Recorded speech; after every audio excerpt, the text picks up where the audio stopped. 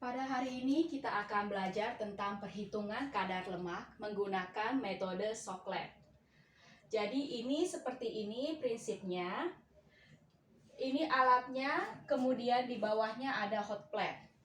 Di sini kita akan isi dengan pelarut ya, solvent yang akan kita gunakan. Ya, contohnya adalah heksana. Heksana memiliki titik didih sekitar 67 derajat Celcius. Sehingga di atas dari temperatur itu dia akan mendidih ya. Dia berubah wujud menjadi gas.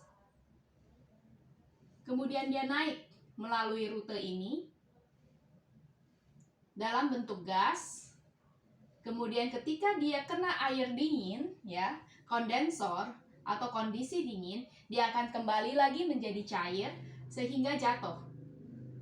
Ya. Ke sini. Oke. Nah, lama-lama heksana ini akan naik jumlahnya ya.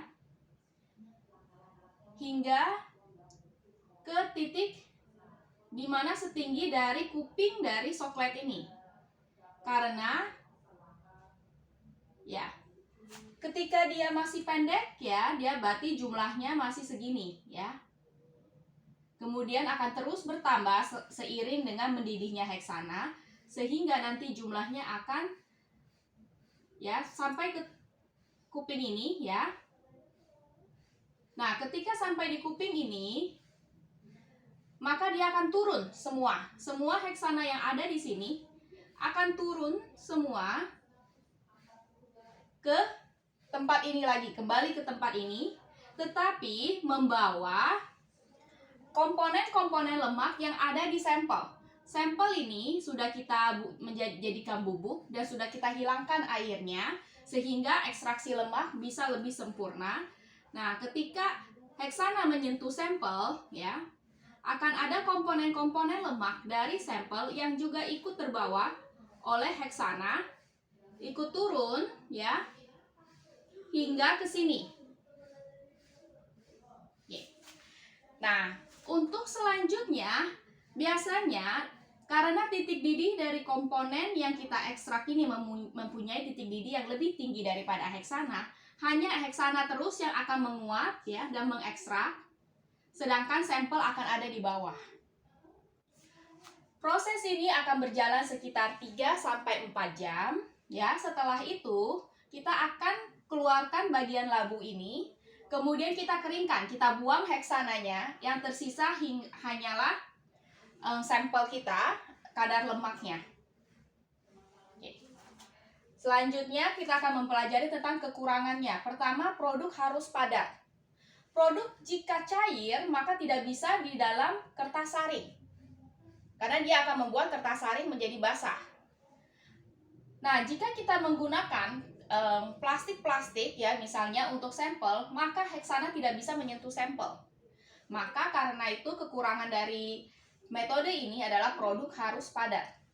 Jika produk sifatnya adalah cair, contohnya kita mau mengukur kadar lemak minyak yang sudah digoreng berkali-kali, maka biasanya kita menggunakan densitas.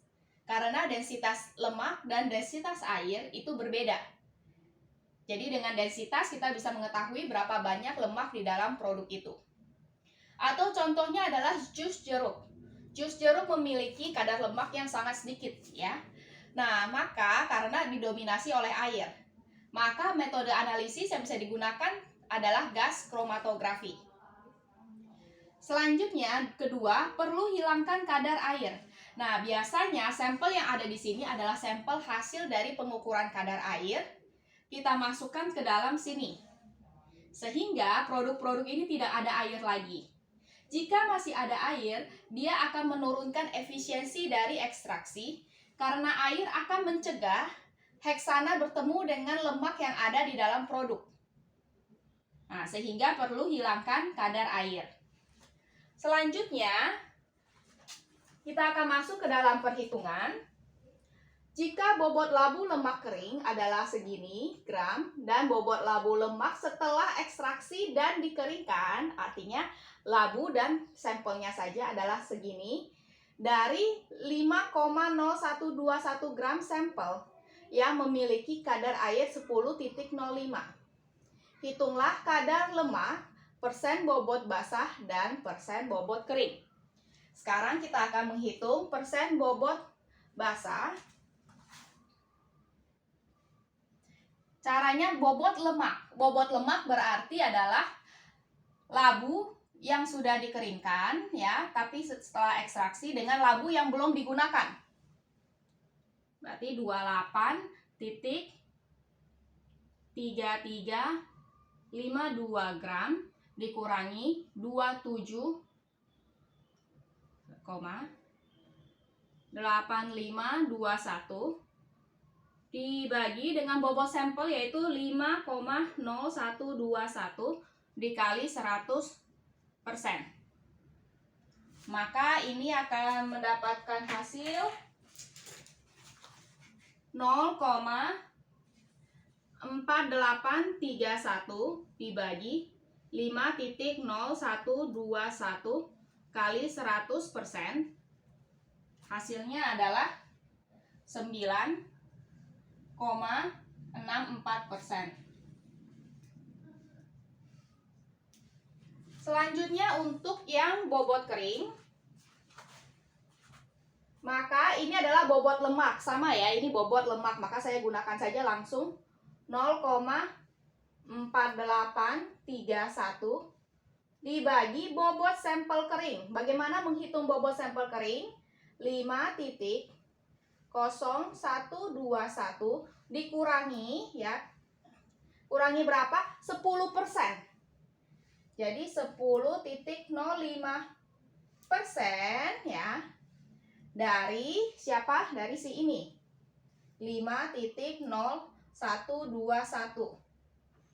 Jadi dikali 100%. Maka kalau kita hitung di sini, maka 0,4831 dibagi dengan 4 ya. Jadi bobot sampel keringnya adalah 4,584 dikali 100%. Maka silakan dihitung kira-kira dapat